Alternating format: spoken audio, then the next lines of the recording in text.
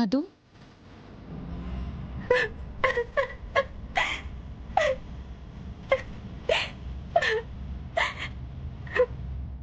ఊరుకో.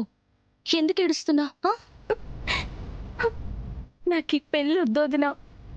నాకు సూర్య ప్రవర్తన అస్సలు నచ్చలేదు. ఈ విషయం అమ్మ అన్నయ్యకి చెప్పినా వాళ్ళు అర్థం చేసుకోరు. ముందా ఏడవడం ఆపు ప్లీజ్ మధు, ప్లీజ్. చూడు మధు, ఎవరెన్ని చెప్పినా నీకిష్టం లేకుండా ఈ పెళ్లి జరగదు. చూడు, నీ పెళ్లి యువరాజ్ అనుకుంటేనో పిన్ని అనుకుంటేనో జరగదు మధు. నువ్వు అనుకుంటేనే జరుగుతుంది. నువ్వు ఒప్పుకుంటేనే జరుగుతుంది. కానీ అమ్మ పట్టుపడితే ఎలా అయినా చేసి తీరుతుంది.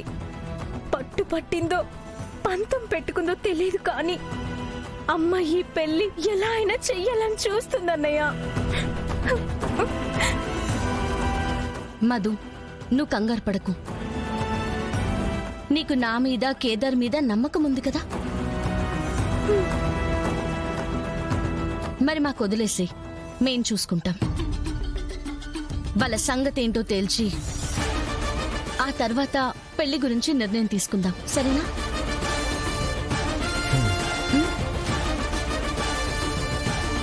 థ్యాంక్స్ అన్నయ్య, థ్యాంక్స్ వదిన.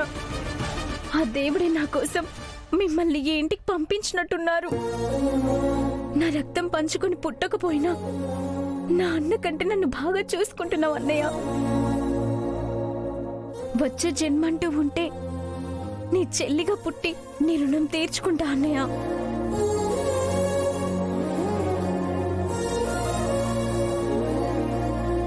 అవసరం లేదు. ఇంకెప్పుడు ఏ సమస్య వచ్చినా ఇలా ఏడవకుండా ఈ అన్నయ్య ఉన్నాడని గుర్తుపెట్టుకో. నాకదే చాలు. ఒక్కసారి స్మైల్ ఇవ్వు.